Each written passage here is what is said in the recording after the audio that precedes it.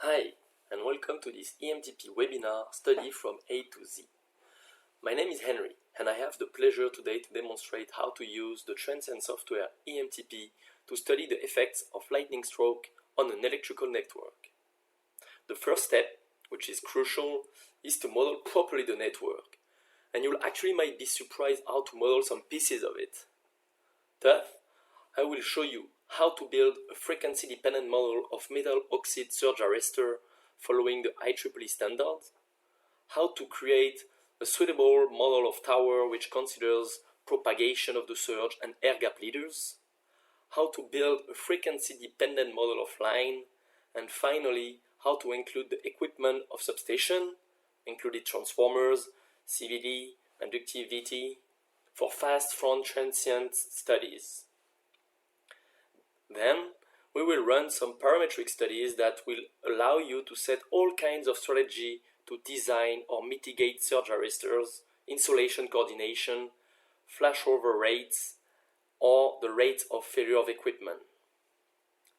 Finally, we will quickly introduce the Corona model that we have in EMTP and which will help you to reach the highest level of precision possible for your study. Okay, so let's start by doing the model of surge arrestor. A surge arrestor is a nonlinear resistance. Typically, nonlinear resistance in EMT type software like EMTP are piecewise linear, and so which means they are fitted with linear segment. This is what you can see here in green. Whereas for surge arrestor, here we can see the characteristic of a surge arrestor, so the voltage versus current curve. It's actually best fitted with a piecewise exponential segment, which means that users will enter the VI curve and then we will use a fitter to determine those exponential segments. Here you can see to fit typical curve, so you have first the linear region, we will come back to that, and then only with like two exponential segments we can fit almost the entire curves, whereas to get a similar fit we will need to see so many linear segments, and which will of course slow down the simulation and even get precision which is lower than what you will get with exponential segments. So those VI curves are also frequency dependent, surge arrestor VI curves, which mean that the voltage for a certain current will depend on the surge rate of rise. For example, you have typically when you do test of surge arrestor or even during simulation, you have surges which looks like lightning and which has similar rate of rise as a lightning surge, and you have switching surge. And so for the same current of this surge, you will have different voltage value, or the opposite, for a certain voltage surge, you will have different current value, which means the surge arrestor is frequency dependent. Now we have several options for modeling. Either we use the VI curve, which has been determined by test surge similar to what the simulation will be. For example, if you're doing a switching study, you will use switching surge voltage and current points to build the surge arrestor model. And if you're doing a lightning study, you will use a lightning surge test results to build the VI curve of the surge arrestor. Typically, the difference between the voltage for both type of surges is about 10 to 15%. So now when you're performing an EMT study, what data are you going to require? So of course the first thing is the MCOV, which is the maximum continuous overvoltage. It is the limit of the linear region. It's the voltage that the surge arrestor can withstand indefinitely. Often it's limited to 10 milliamps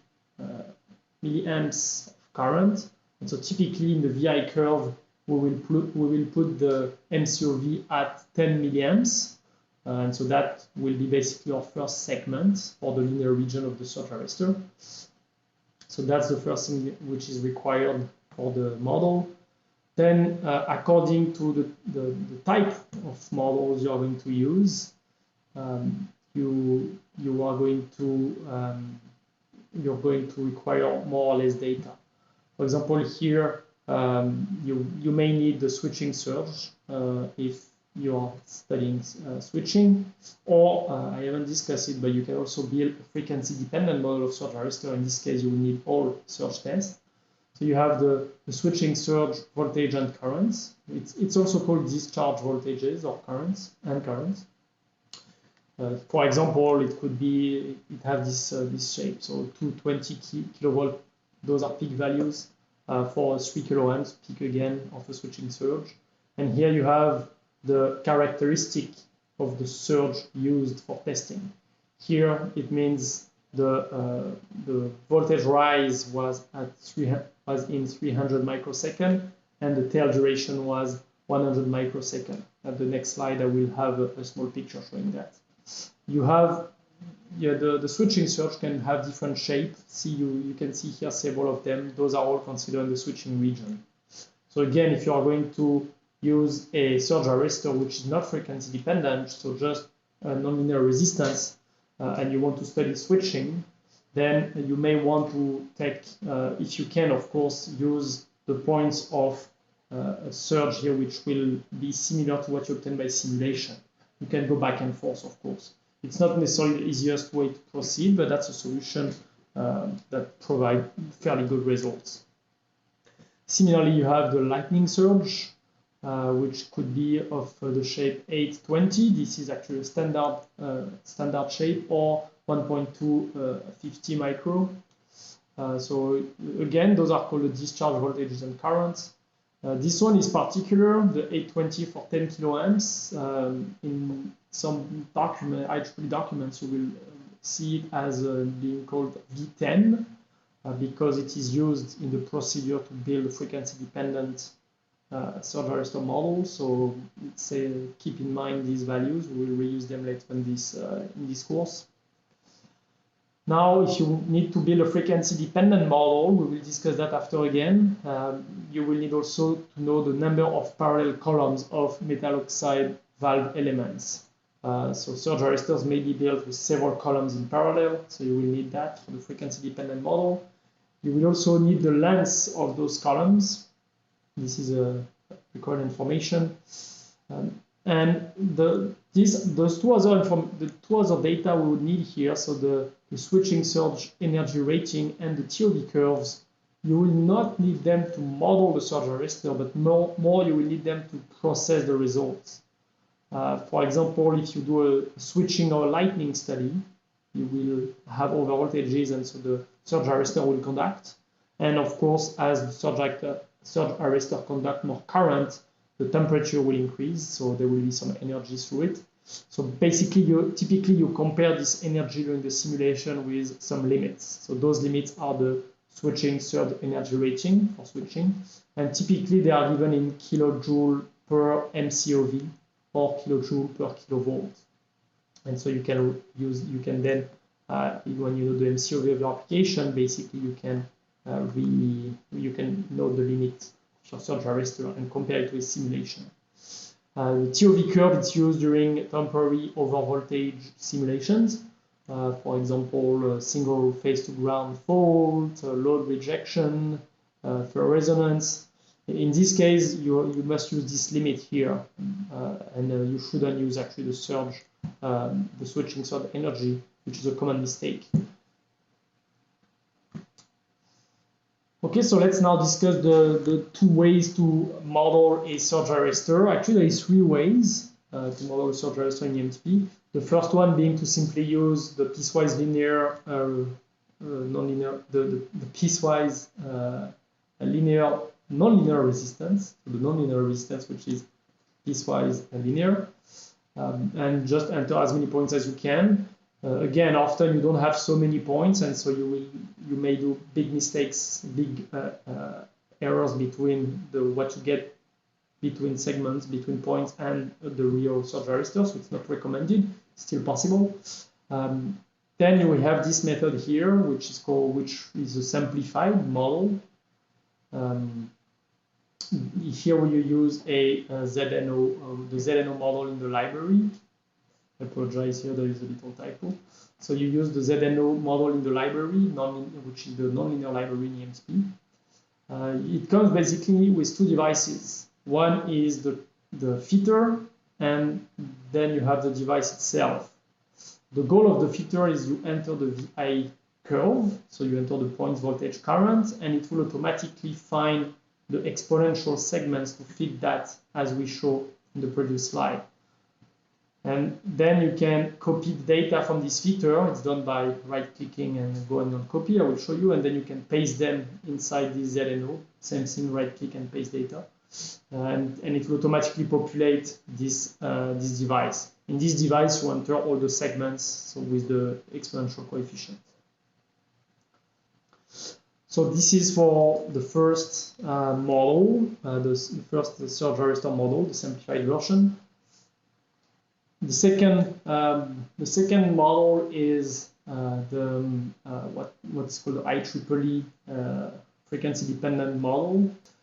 So this model is frequency dependent. It has been defined by the IEEE Working Group 3411 on surge arrestor model. So basically this model is an aggregation of several models. It actually looks like this. It's an aggregation of several devices. So you will have two nonlinear resistance, which are exponentially fitted, and an arrangement of RLC circuits. So this is the surge arrestor. It's kind of a small circuit, but this is the model 1 surge arrestor. And in this procedure, we will basically adjust all the RLC components as well as those two curves to fit the switching and the lightning curves. So what you're going to need to build this model is the V10 I was talking about, the 10 kiloamps, 820 microsecond pulse, and any switching impulse test. It's also good to have a third impulse test result, like a lightning one, just for validation purpose. So we'll use the V10 and the switching impulse test fitting, and then it's nice to have a third one for validation of precision. You will also need to know the number of columns, the surge arrestor, and the estimated height of the surge arrestor. Okay, so now how do you calculate all these elements? Well, the equations are over there written. So D is the length of the surge arrestor, and is the number of columns in parallel. Here, what I really recommend you to do is go on our website to the Exchange platform, and you have two resources you can use. The first one is a guideline example where we basically walk you through the procedure to build this surge arrestor model. And then we also have an add-on you can add to EMTP. You install it and you can add it to EMTP. And in this case, it does all the job automatically. So here in the guideline, you have the procedure step by step, which are also in the EMTP design.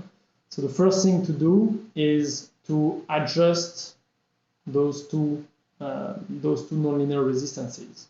The shape of those curves are standard. The only thing we are going to change is the scaling. So what we are going to use is the desired voltage rating. You basically reuse the curve that is provided in the guideline and enter here your V10. So V10, which is again the 820 10 kiloamps impulse test.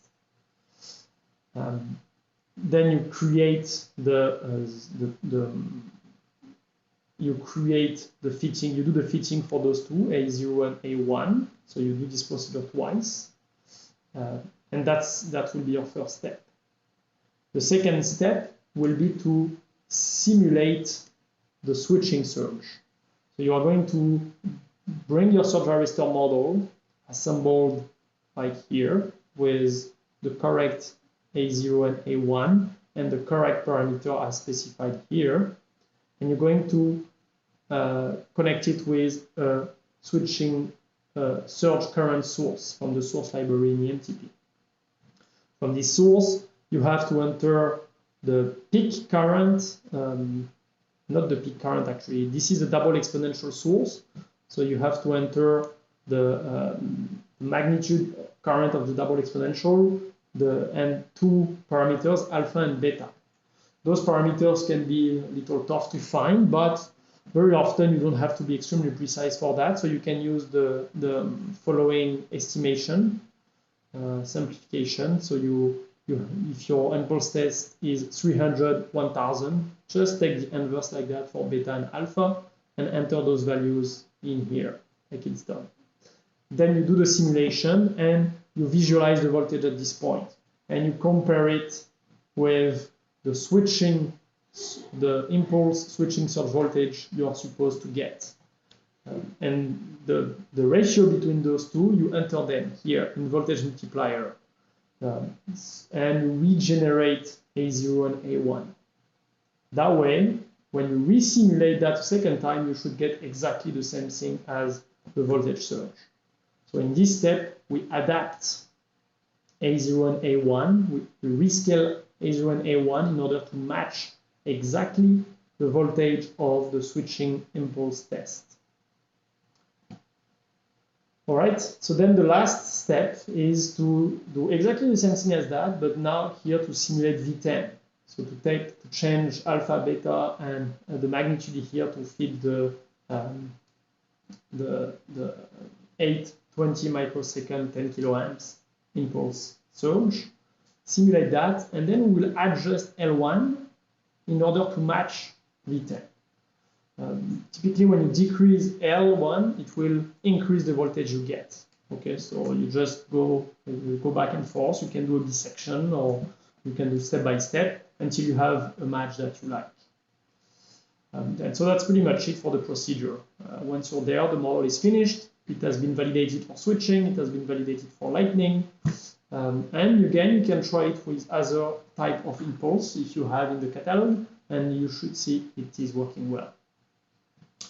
This IEEE model should be used only for lightning or switching, but mostly lightning. It shouldn't be used for lower frequency.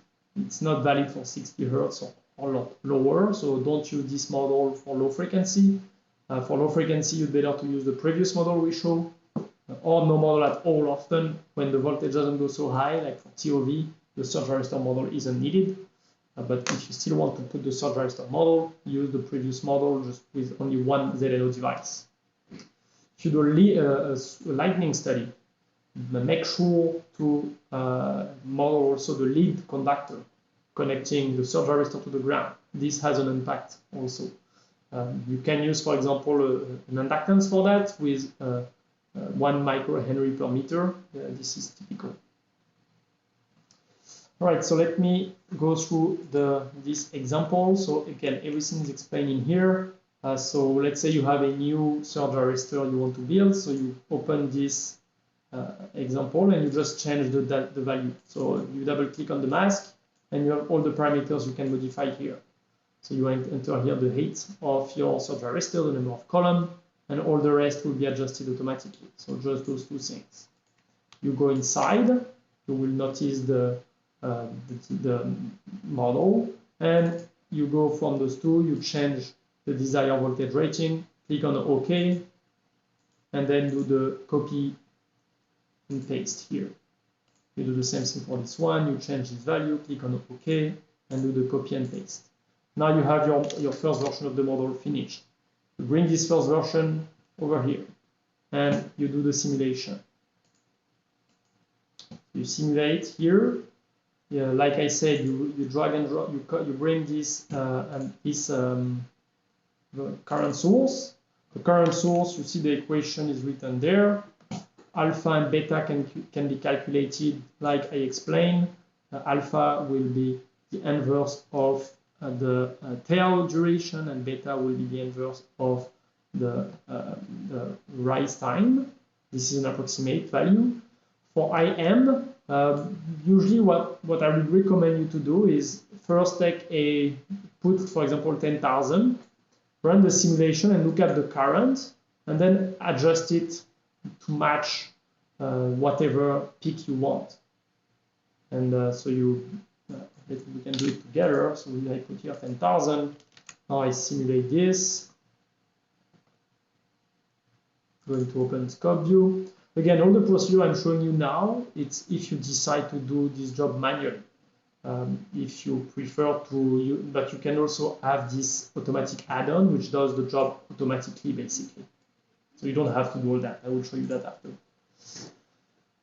All right, so here you select you look at this name is iSurge1.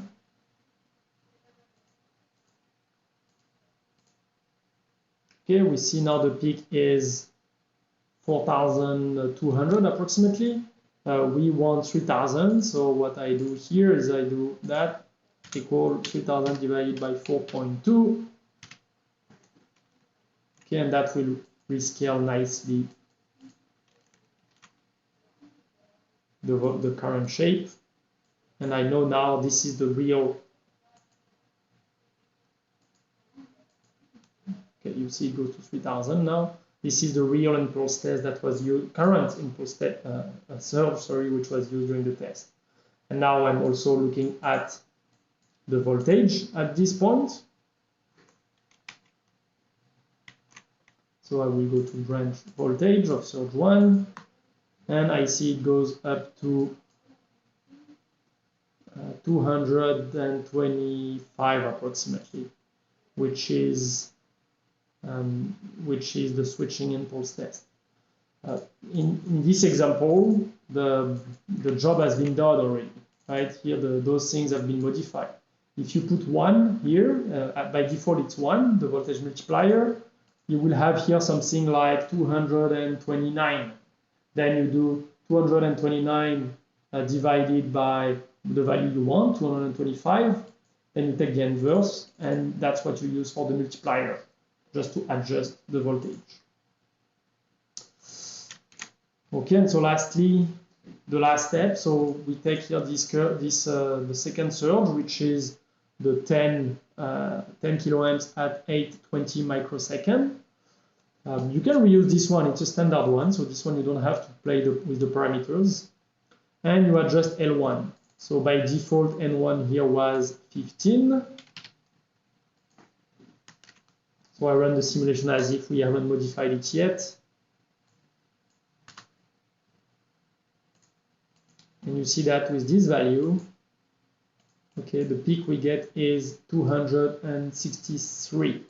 We are looking at 248, so we need to adjust that. And so that's why you can go step by step. For example, first you can try with 10, run this simulation. Okay, here obviously I know the answer, so I will go very quickly for the presentation, but when you are alone, we go a bit slower. So you see the voltage here decreased, and if now I go to the final value, which was the correct one, can run the simulation one last time, and okay, now you see it goes exactly where we want. The peak here is 260. Perfect. All right, so this is the procedure described by IEEE. Obviously, we simplify your life. So we created here an add-on. When you install it, it will bring a new toolbox here. And the device you want to use is this one, the IEEE FD arrestor, which is exactly what we've done here.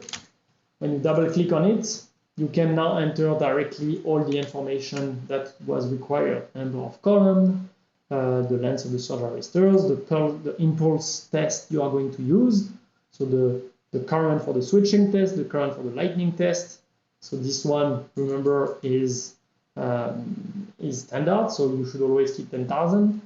Then the discharge voltage for the switching, the discharge voltage V10 for lightning, and then the alpha and beta for the different tests. Again, for lightning, so those two are standard. You don't need to change them. So you enter all that, and when you click on OK, it will, oops, actually, when you check this box here, it will automatically run many simulations and do everything we've done manually. It's going to do it now for you. So you just have to be a little patient and wait. You can follow here what's going on in the console.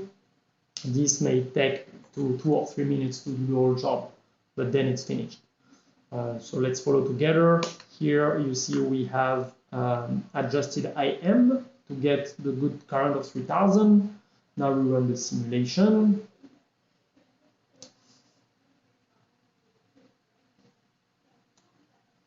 We see that we adjust now the magnitude of A0 and A1 to match, so that we can see the same 0.994 that we obtained with the manual approach. Now the last step is to simulate the 10,000 amps and adjust L1. Okay, so here the goal will be to find 248,000 volts, and we try with different value. The first value of L is written here, and you see the errors. Okay, so you just basically wait until convergence.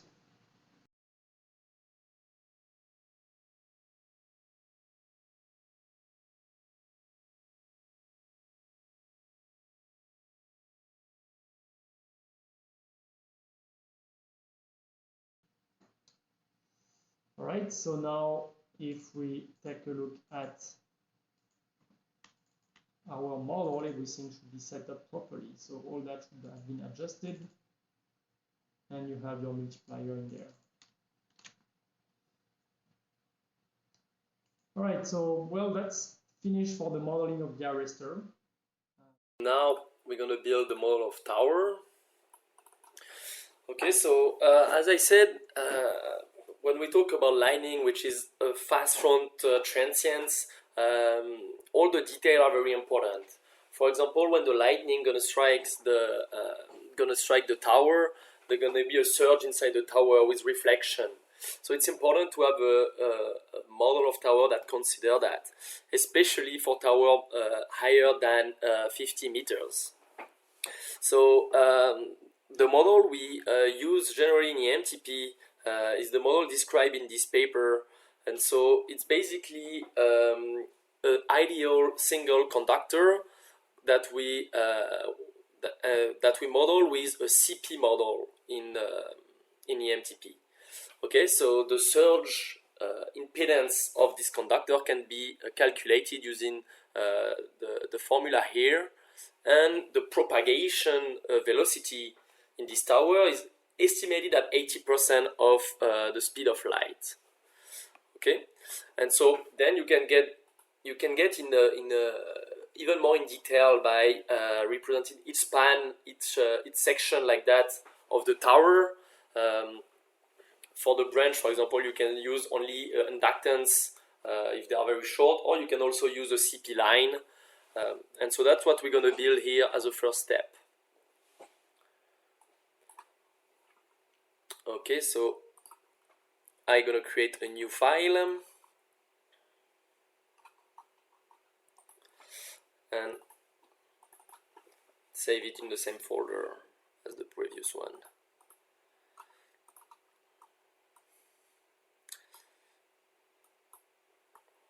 Okay, so this one will be tower.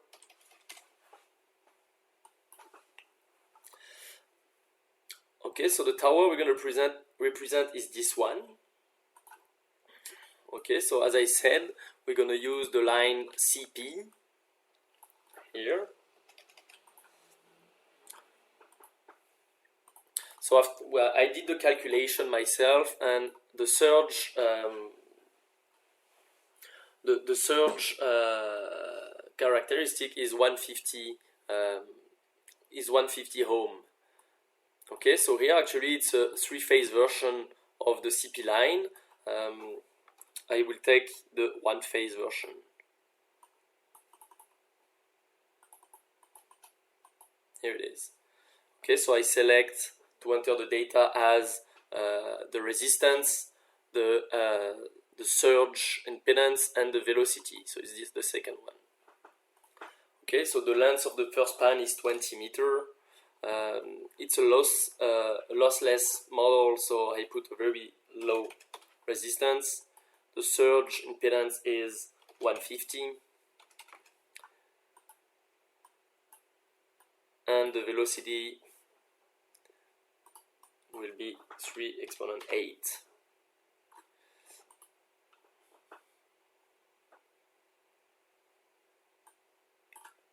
Here you go.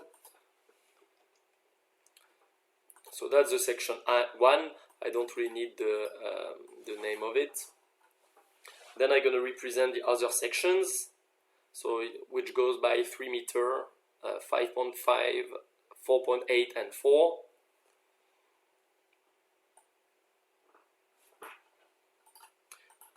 So I just copy and paste this one, and I'm going to change the length.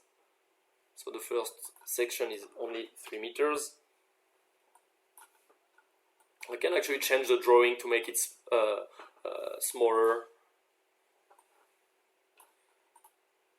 so that it's more representative of the way it looks. There you go. So I update the selected device only. This is when you have when you copy and paste different devices and you modify one of them, you'll often have this option. If you select update selected device only, then this device is turned into a unique type. It can be very important in case of when you have subcircuit, because as you might know, when you have a subcircuit and you copy and paste it different time, all those subcircuits are actually the same object, and if you modify one of them, you modify actually all of them. And so doing that, you make it unique, and so if you modify one of them, you don't modify anymore the other. Okay, so here it's a section of 3 meters, then I have another section of 3 meters, and finally a section of 4.65. Okay, so for the branch I will use an inductance. So I go in the library RLC branch inductance. And so I have one branch here of 4 meters. So the typical value are 1 millihenry per meter. So it's pretty easy. Okay, again, I don't really need the name, so. And I put the other branch here. So this one is 4.8. And this one is 5.55. Okay, so I end zoom. Okay, so here's the shape of my tower. So now we have basically 2 things left to do. We have to put the footing resistance. So we have a particular model for that. And then the air gap to support, the air gap leader to support the phases. Okay, so for the resistance, because of the ionization of the soil, the footing resistance change with the value of the current at a certain point. So for low current, we're gonna have a constant footing resistance. Okay, so in our case, it will be a resistance of 16 ohm.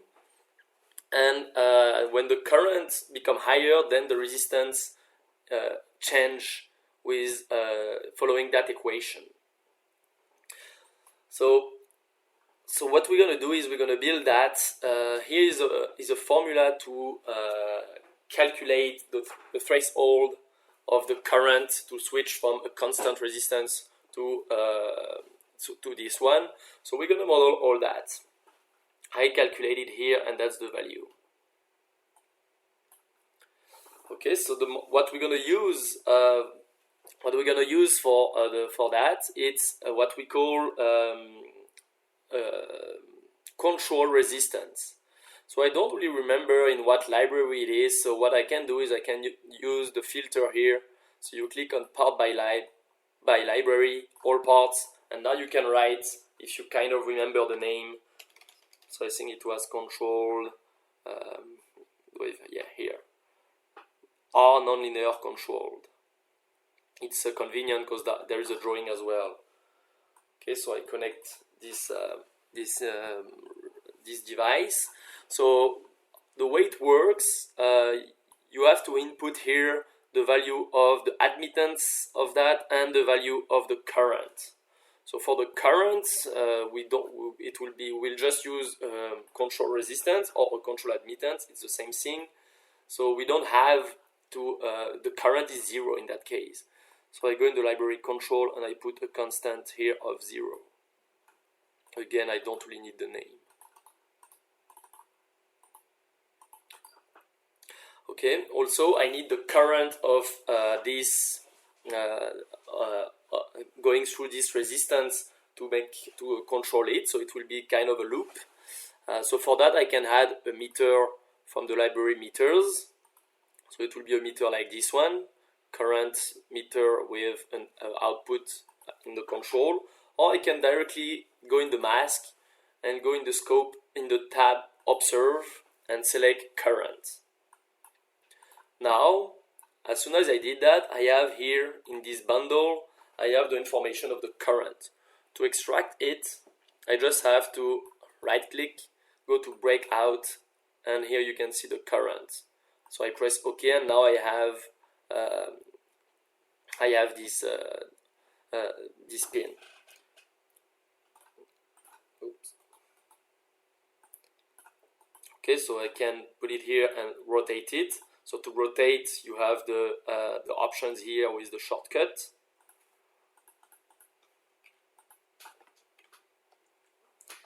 Here we go, and I plug it here. I check the connection, it's fine. Okay, so now I will say there are two types of resistance possible. So either constant or one which depend on the current. So in the end, I will use an input selector for that. So the input selector is here. Okay, I'm gonna flip it to have the input pin down. There it is, and I connect that.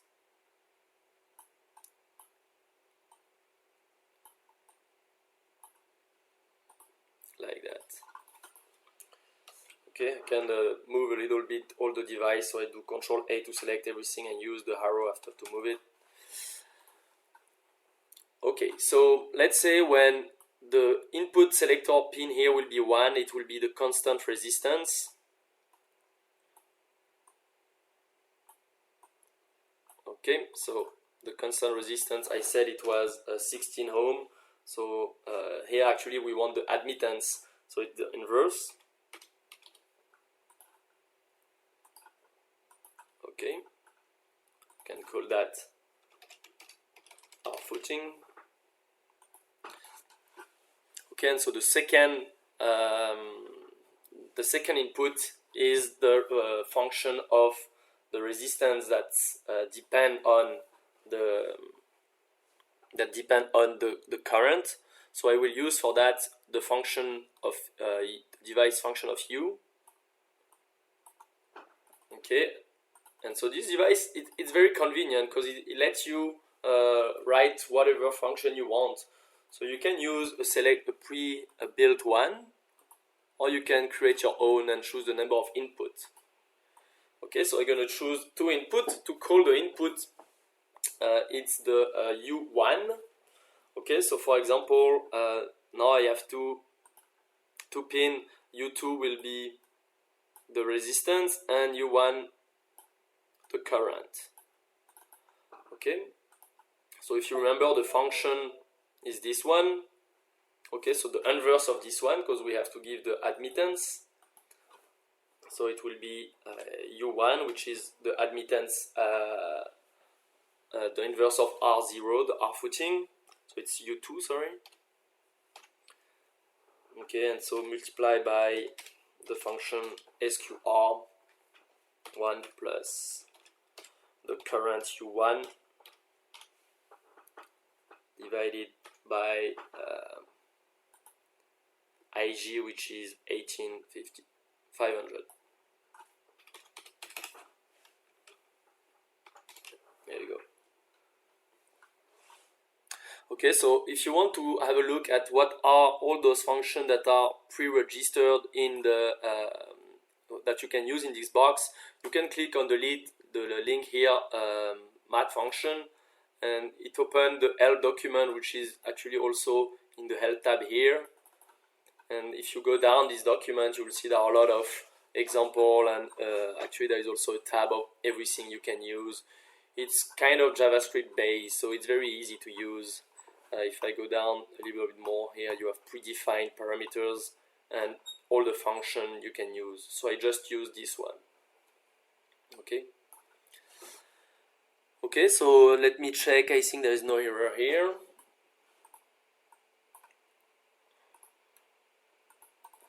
So I'm good, and so now I just have to create another function that select the input. So for that, I will use as well this function where you can build logic as well with that. So the function of u.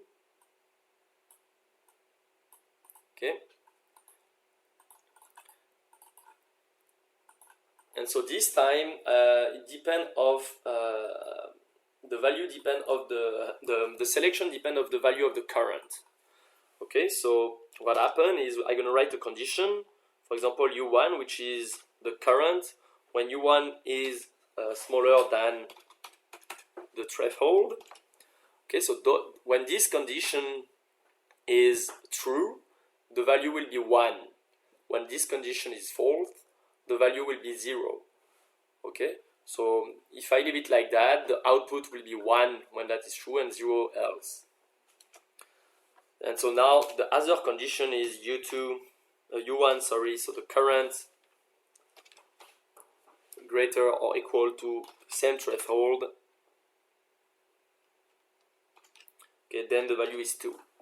Okay, so those two, the condition cannot be true in the same time. So if this one is true, the output is 1 plus 0 multiplied by 2, so it will be 1. If this condition is true, it will be 0 plus 1 multiplied by 2, so it will be 2. So it's in the end, we just build a way to select to select what input. Okay, there are always a lot of ways to do that. You can use also a table function, or there are a lot of ways to do it. That's one way. Okay. So now my footing resistance is ready. So I'm just gonna have after to ground it here, but that's gonna be the output of the tower. So the last step is now to create the air gap leader. So for that, actually, we have two different models. The first one is a model what we call the disruptive effect model.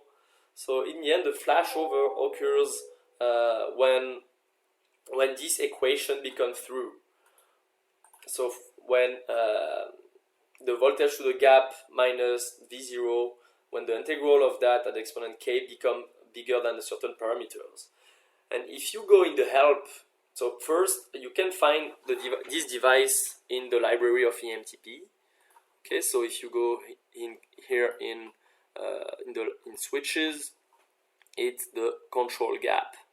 No, sorry, it's the let me remember which one is it. It's not this one. Air gap. Here it is. It's the air gap. Okay, so if you double click, see it's the same thing. And if you go in the help of this document, there is a tab with where it is. Here it is. There is a tab that gives you some value to enter. Okay, so in our case, we're in the 64 kV system. The length of the gap is 61 centimeters. So here are the value we're gonna use. Okay, so I take this air gap. Here it's for the phase A. So I can call it phase A air gap. and let's put the parameters. So V0 was 276, K is 0.93, and B is 1.1 E minus 1. Okay, so it's from the tab here, this line.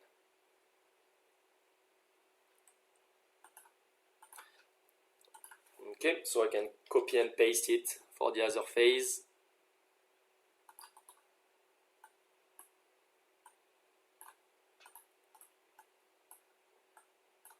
Okay, and I put nice name for all of them, so I double click on the name, I copy this one, and I paste it here.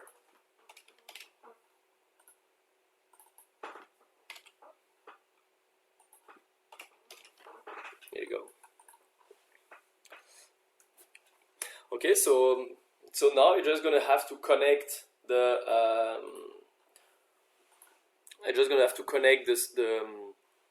the different line and shield conductor here. But actually what I'm going to do is put this model inside a subcircuit. Okay, so for that I just have to define the connector. So most of them are power. So for example here it's the neutral, I can call it N, the top. Then here, this one will be the phase A. Okay, and here we have the phase B. Here we have the phase C. I'm actually not sure of the connection, but it doesn't matter in the end because it's just going to be some pins and you can connect whatever you want. You can do manually the transposition of the line. For example, between two towers, you come and connect the phase B on the C, the B on the C on the A, etc. So it's just names. Actually, let's call, yeah, I'm gonna keep those names, but you can put 1, 2, and 3 if you want to do transposition. It's arbitrary names. Okay, and so then we have also the ground here. So I copy and paste the power pin. It's the ground. Okay, so now I can copy all that and put it in a subcircuit, and I can call it tower. There you go. So that's not a very nice drawing. Maybe, you know what, we can copy and paste a nice drawing from one of the example. It's always good to have a nice drawing. So if I go, for example, here, I have some very nice drawings, so I just have to copy this one. So I go to edit symbol.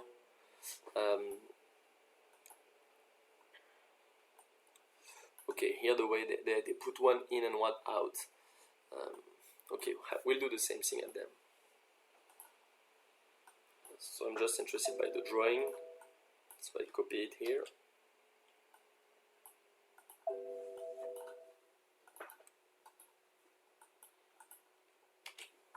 And I paste it.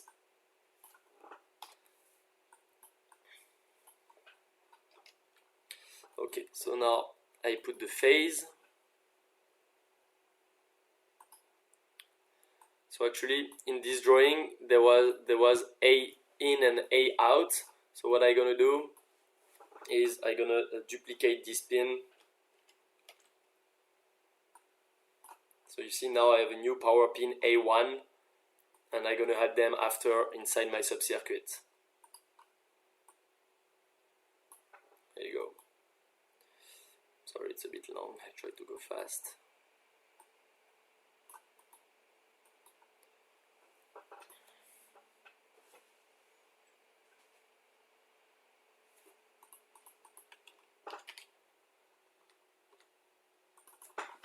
B1. Okay, and C now.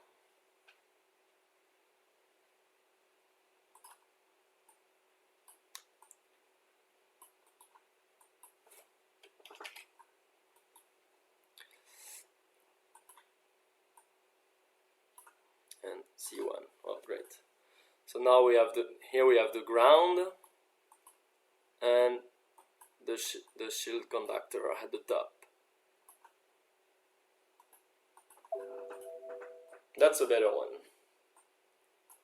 Okay, so I added some pins in the symbol, so I have to add them inside. Remember, when you just created a subcircuit, the subcircuit inside is in read-only mode. So as soon as I try to modify something, I have to unlock it. Okay, so I have to add A1 and A2. So in the end, it's the same thing.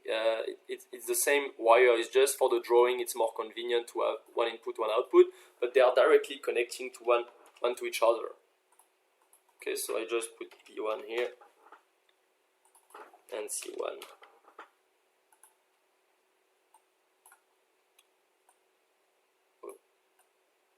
Here you go.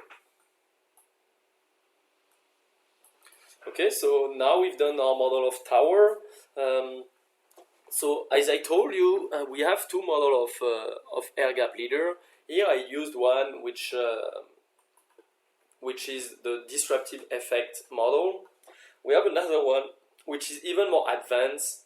It's actually directly the air gap leader. You have some reference if you want to know about this model. It's a pretty advanced model. If you add it, the simulation time will be higher, so the simulation will be slower. We'll still build this model so that you know how to use it and how to find it. So what I'm gonna do, I'm gonna copy and paste this subcircuit. Remember, when you copy and paste the subcircuit, now those are linked together. If I modify one of them, both of them gonna get modified. So if I want to modify only one of them, I have to right click and make it as a unit part. So for that, I go in subcircuit properties and I make the selected device into a unit type definition. I can change the name as well.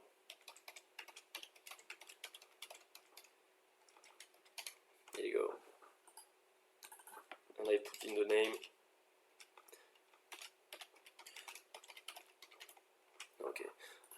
Okay, so to find this model of air gap leader, you can actually find him in the example.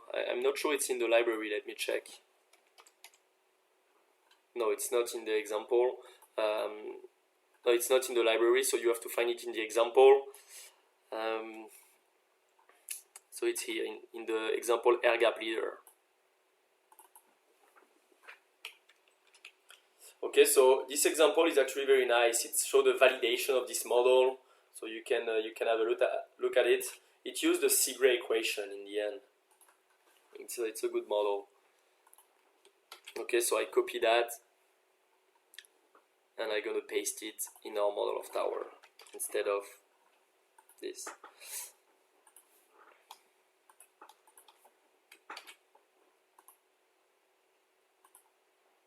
Yeah, the drawing is pretty nice as well. Okay, I'm just gonna put the name quickly.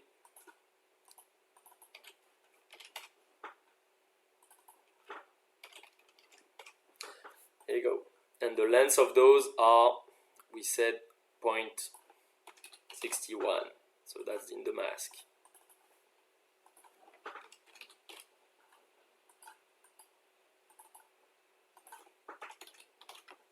There you go. Okay, so this one is done. In the other one, I just forgot something, is to put actually the input here of the gain, the air gap. This input is just if you want to reset the air gap after, for example, a flashover happened. That's not what we're gonna do, so I'm just gonna put the value 0, like here. So that means we'll never reset it, or it's reset at the beginning, but it doesn't matter. Okay, so the really last thing to do for the tower is to represent the stray capacitance between the tower and the phase, because it has every small stray capacitance like that has an influence when we talk about high frequency. Okay, so for that, I take the capacitance here, non-polarized, and I put it in parallel. A typical value for this is 80 picofarad. So I try this time not to mess up. There you go. Okay, and I'm gonna put it at every phase.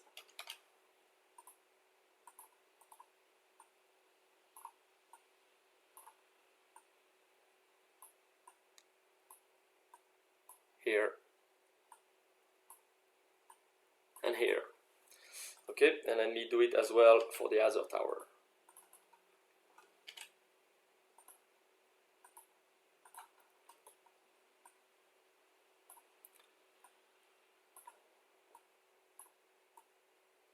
Okay, and I connect them for the three of them. Okay, so this is it for our tower. So now I'm ready for the next step. So I'm going to start to model the entire substation. Okay, so I can close those examples. Okay, and open a new one. I can use the command Control N to quickly open a new one. There you go. And I'm going to save it. And that will be the full network. Okay, so the first thing to do is we're going to model, if we remember the network originally, it's not in this presentation, we're going to model each span of the tower where the lightning strike. Okay, so for that we're going to use a frequency dependent model of line. Okay, so if I take two towers, so first I will take the first model we built together, can put them here, and I'm going to model the first span of this one. Actually, see here when we copy and paste, it's written dev. It's not very nice. There is a way to change that, which make it more convenient to use. You go in attribute and you change the attribute. Where is it? Hit name prefix, and you can put, for example, tower. Okay, and so now if I cut this one and I paste, see it's written tower, so it's more nice.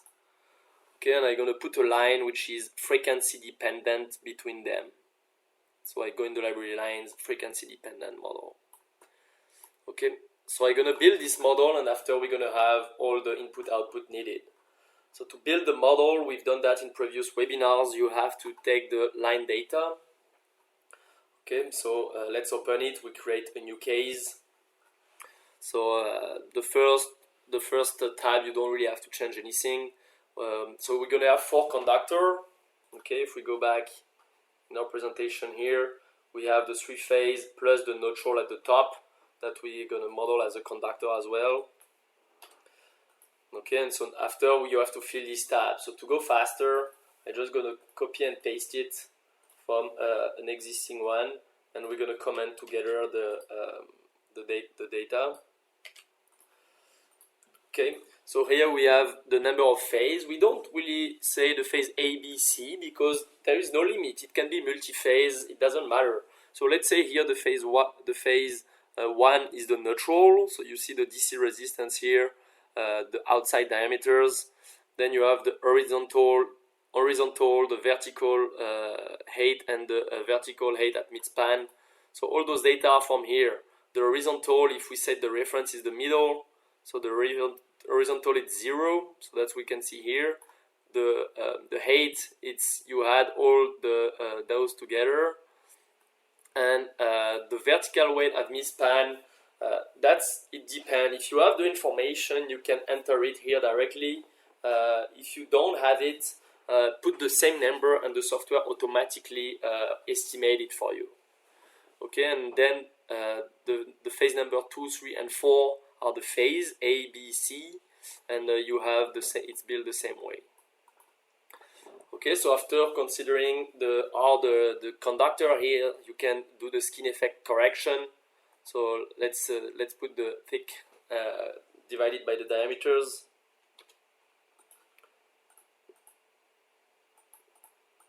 Okay, so I modify for all of them. Oh, actually, I forgot 2 of them. 3.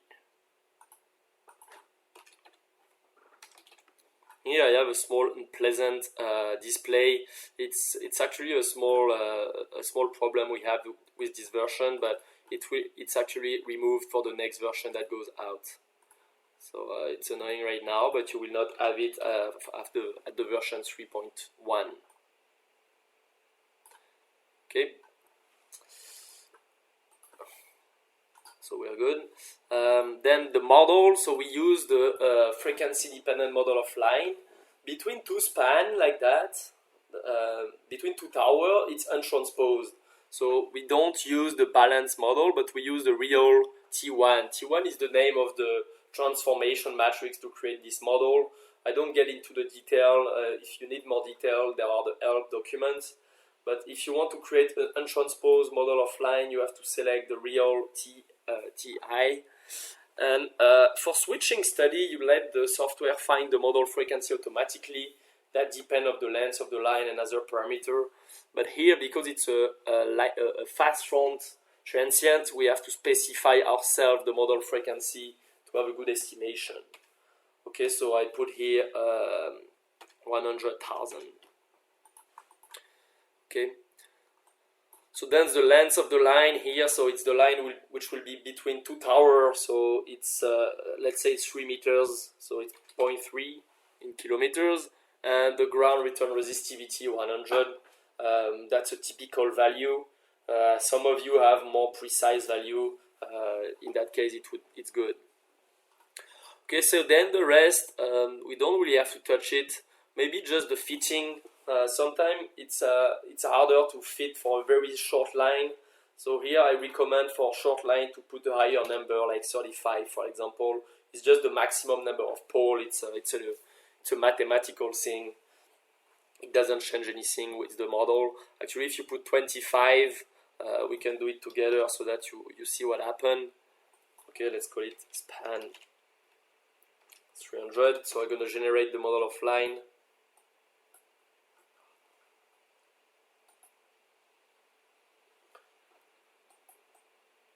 One second.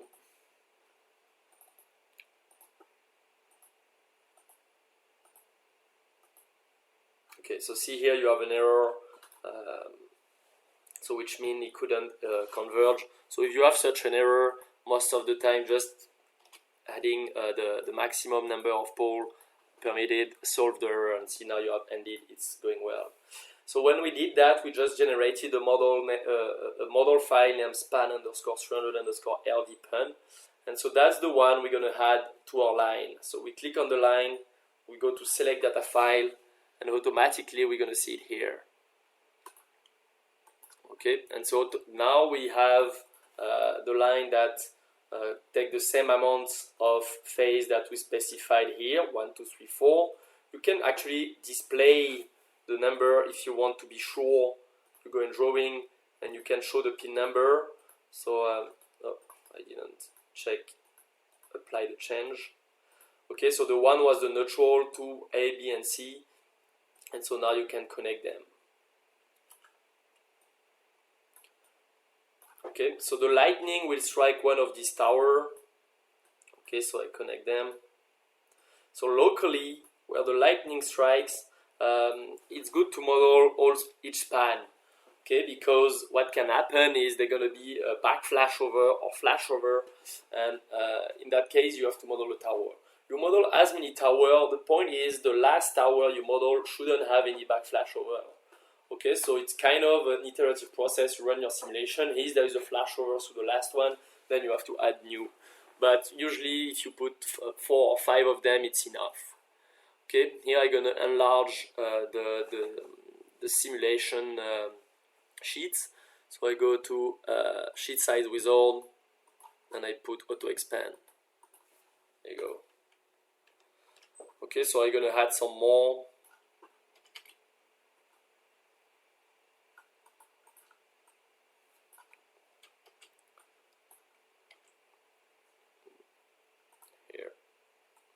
I have to check the connection after. There's probably some problem here. Okay, so here it's good, here it's good. Oh, here it's not.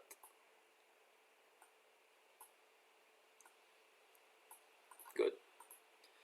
Okay, so now I have to ground also my towers.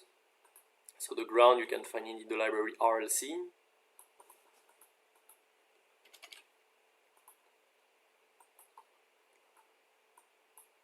I'm gonna connect them better before. I'm not very precise today. There you go. Okay, Okay, so after, when the lightning gonna strike, there's gonna be reflection in between those towers. Remember that the lightning, when we study lightning, it's a local study, it's a local process. And we have to model something after that, but in the end, here you have the rest of the line, nothing will happen usually. There's gonna be no reflection.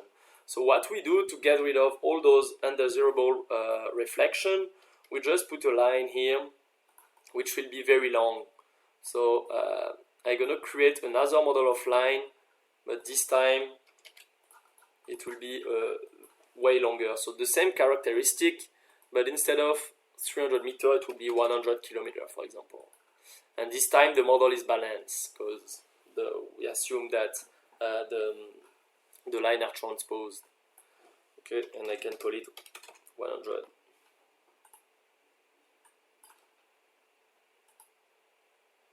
I'm not sure it went through. Good. Okay, and I go and select the file. Okay, so then here I put a TEVNA equivalent or even just a voltage source of the rest of the network.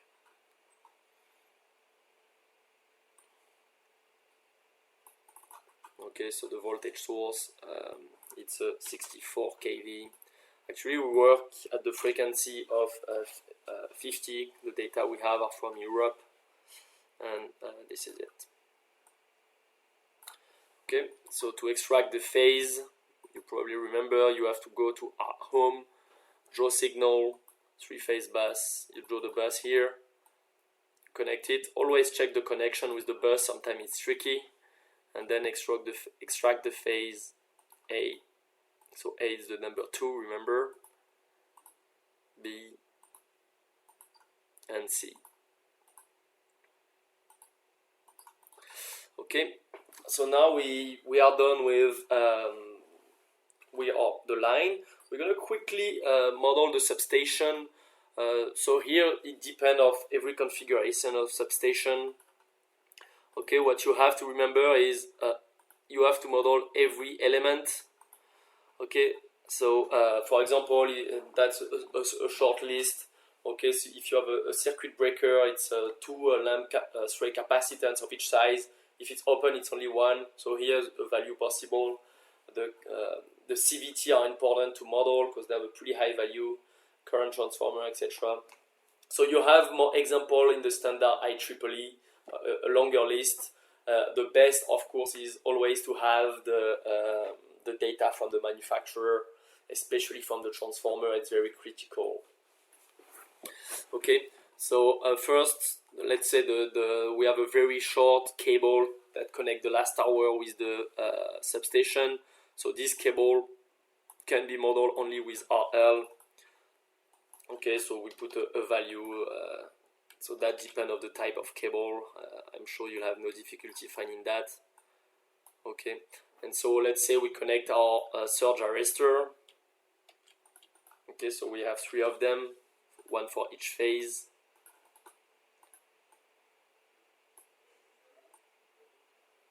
Here you go.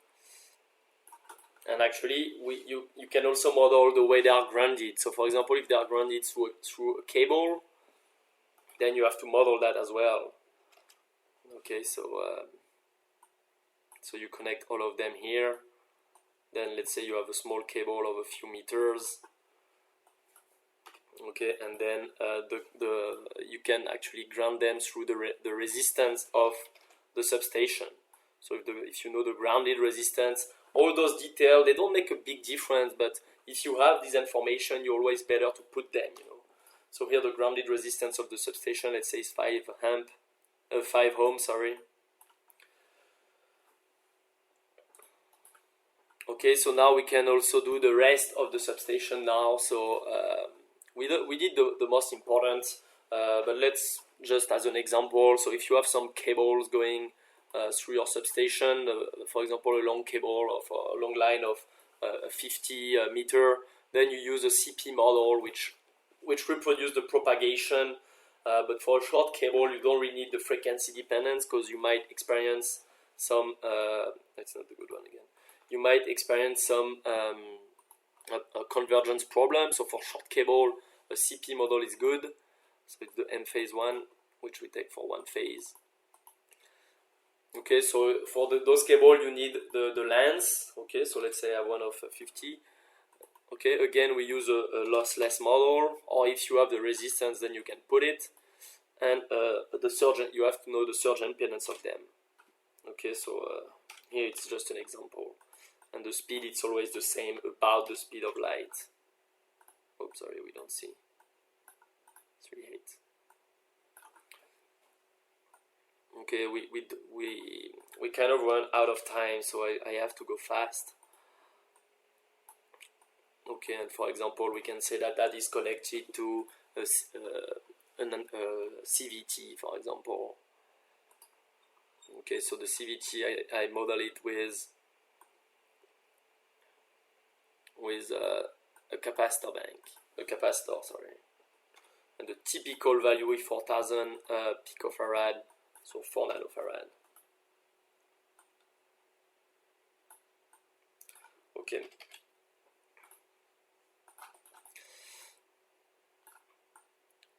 Okay, so also I wanted to model with you a transformer.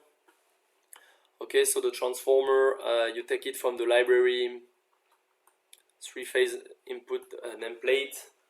But actually, you know, the transformer, this model for high frequency is not valid anymore. Because, you know, a transformer, it's a lot of inductance of high value. But when you get to high frequency, if you remember when you were in class, for high frequency, the inductance are like an open circuit. So in the end, all these transformers is just an open circuit. And so which become important now is the stray capacitance of it. So I still model it here if we want to initialize the simulation at the power frequency. Okay, but it's really not important. So I don't pay a lot of attention of that. You know, I put a kind of random value. It doesn't matter. Okay, but which is more important is definitely the stray capacitance. Okay, so I try to put some typical value here, but again, the most precise will be to do measurement or to ask the manufacturer. It's tricky. It's hard to find those data, but it's kind of the only way. Another way is always there are more advanced model. For example, you can use state space device or high frequency equivalent model, but all that it's tricky and it's not really the point of today's webinar. Okay, so this one will be 5 nano. Okay, this one will be 15 nano. So those are typical value. They are from this book actually, so you can have a look at them.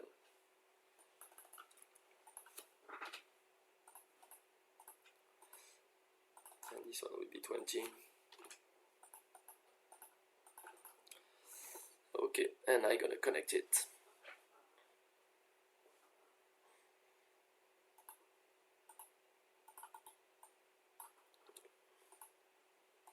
Okay, so there is not really a need of modeling what happened the other side of the transformer. You can do it, you know, you can put a load, but typically the lightning surge will stop at the transformer for the reason I've said, like the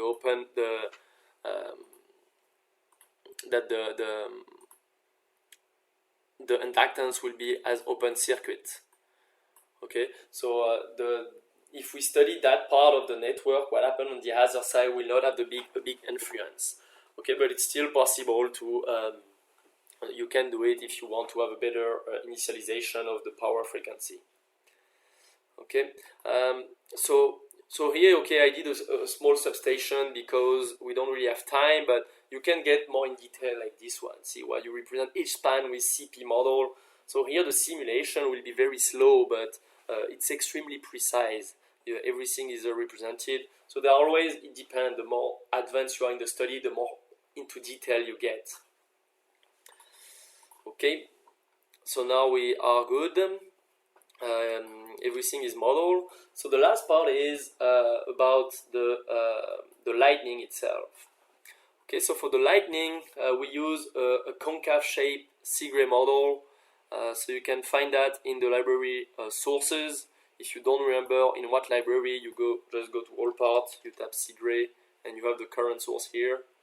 And so we'll come and connect this current source to one of the tower. Okay, so let me ground it here, and you can connect it here. In the same file I opened before, in the example, you can find a nice drawing for this lightning. It's not very important.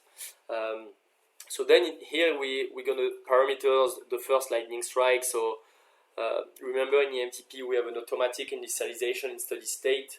So if you can apply this lightning directly at t equals 0, and then you parameters your shape. Okay, so this one is a pretty severe one. You can do more or less, it doesn't matter, it's your choice. Okay, so let's keep this one. Also, if you want to study, for example, subsequent strikes, you just have to put them in parallel like that and connect them. Okay, and then you just change, for example, the time here where it starts, you can put in microsecond, and you can put like that as many as you want. Okay, so once to that point, really, it's just your decision to do whatever you want. You can it's your strategy depending on what you want to do. Let's run this simulation maybe just to see what it looks like. So usually what we are interested in is we can look at the voltage. So let's put some meters now. We can look at the voltage at the tower top.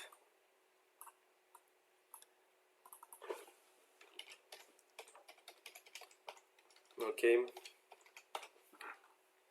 So we can also look at the current through the, well, actually, we can, yeah, let's look at the current through the gap, or even better, if there is a spark, if there is a back flash over. So for that, I go to Observe, and I select the state of the device. And so now the state of this device is available in the control side. So I don't remember we did that in a previous webinar. So to do that, after I take a scope, control scope, and I just have to name this signal. Actually, I will do a copy and paste. It will be easier. So I name this signal. Right click, name S underscore the name of the device. Okay, and I can put it visible. Okay, so I check the tower top. We can also look at the voltage inside the substation. So I put a voltage here, so that I can compare the lightning strike with the BIL of all the equipment. Another thing is to look at the energy through the surge arrestor. So let's do that as well. So I had a power meter at the entrance of the surge arrestor, and I just have to take the integral of this signal. Okay, and I can call it energy,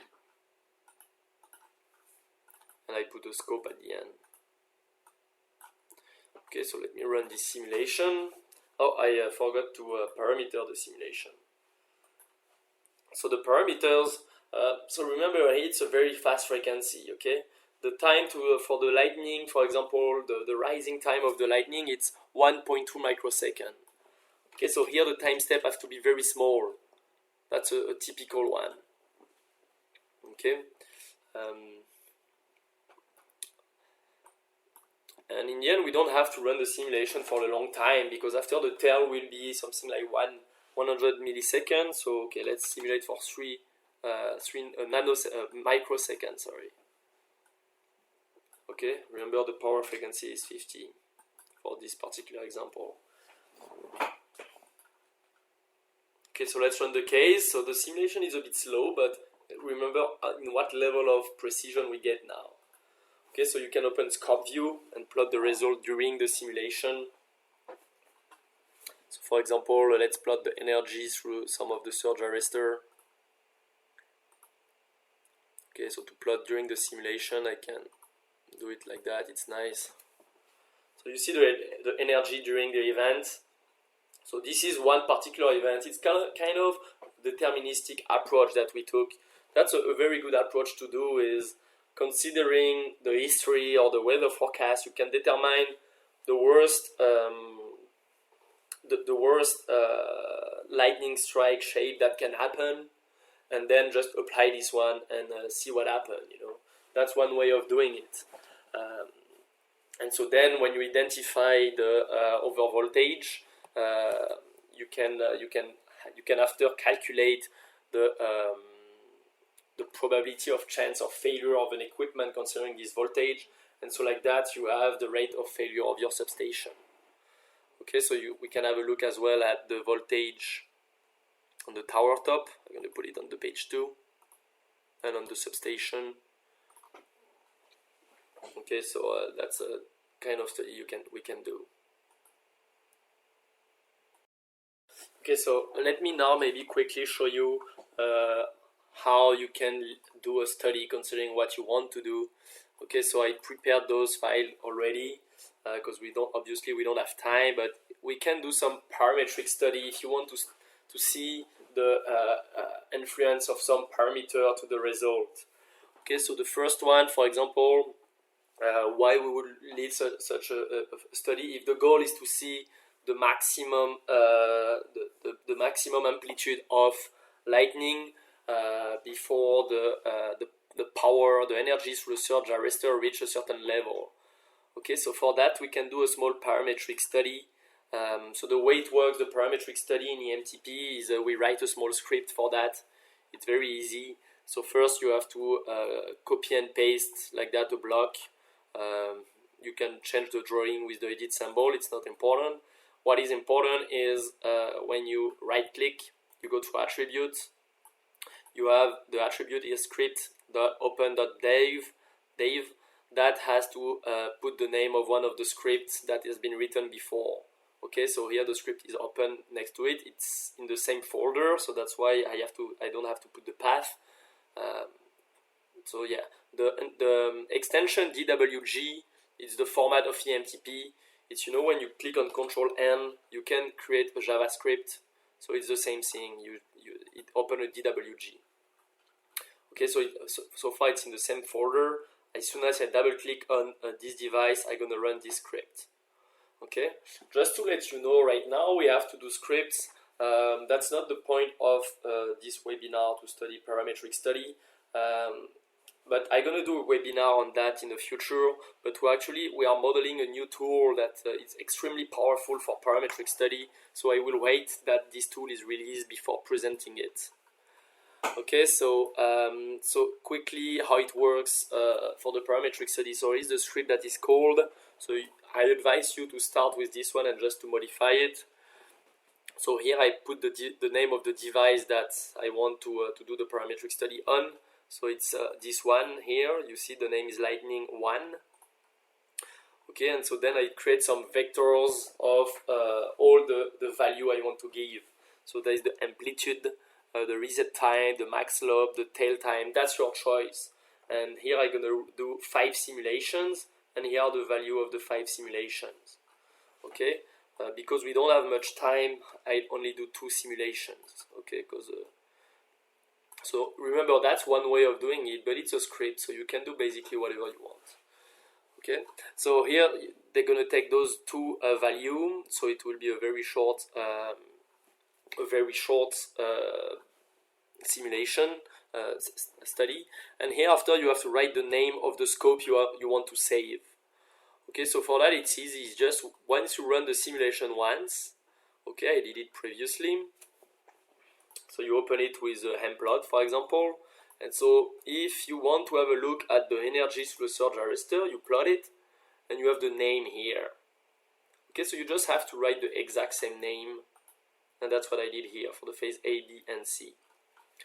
Okay, so then in the script, so there are not much stuff to modify actually.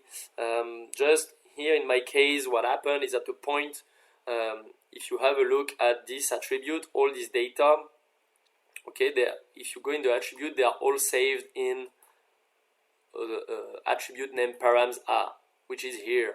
So what I did, I just copy and paste this in the function set attributes here, okay, and instead of putting the real the hard value, I put it the vectors. So at each simulation, I change using the function set attributes. I change the value, the input of this file. Okay, I go quickly on that, but again, after those files will be available for you, you'll be able to look in detail. Okay, so I save it and I run. So to run that case, I just double click on that. And so you can see now the simulation value where the amplitude is 70, so now it's running. You don't have to do anything. You just have to wait. So I just did 2 simulations here to go faster, but you have no limit. You can do you have no limit. And actually, in the future tool we are developing, use the different cores of the computer to run all the simulation in parallel. So it's a very systematic way. Okay. So in the code written here, you only save the minimum, maximum value. Okay, so it's a good way to design. We don't save all the data, all the results, because it will be too much memory consuming. Okay, it's actually an option in the script.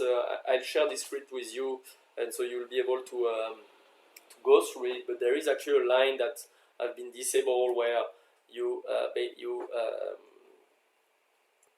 can't save all the data, but it will reach very fast the limit of your computer, you know, depending of the simulation and the number of data you save, obviously. Okay. Okay, so while the simulation is turning, it takes a little bit of time, but it will be finished soon. I can quickly show you the corona models. Okay, so this one is in the example. So if you go to File, Options, Application Case, you have here the corona. Okay, so the corona, the way it works, it's see here we model a line, for example, and so even within the span, if you go inside, within the span you have to use the device corona that is, I think, in the library. Yeah. Okay, so you have to use this device and put it in every small section. It's actually every 25 meters. Okay, you put the corona, and if you look at the help from this device, okay, so it explains everything about the model, but also the validation, and that's the interesting part. Okay, so it shows how to use the model, to put it every 25 meters, etc. There is also the equation, so it's very very advanced. And after, so this model, like most of the model in EMTP, have been validated using comparison between measurement and result.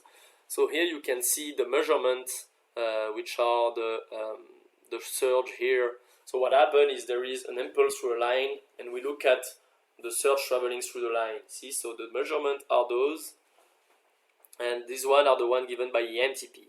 So this is without the corona. Okay, so you can see for when you study locally a lightning strike, it doesn't make any difference. But if you want to study the traveling, then it's not correct not to use the corona anymore.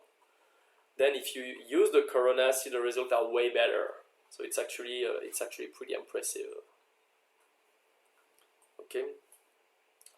Okay, so actually our simulation is done. So we can have a look after. As soon as you run this simulation, so everything is written in the script. You go in the underscore PJ, which is always generating when you run a simulation, and you are going to have this file here that has been generated. Okay, so if you click on it, it's just an Excel file. Open here, and it gives the value of the here I asked for the energy through the surge arrestor, and it gives the value for the different types. So you can lead like that 100 simulation and you'll have all the value you want. Okay, so it's a pretty good. It's very easy to do. I let you try that, but it's very easy to do.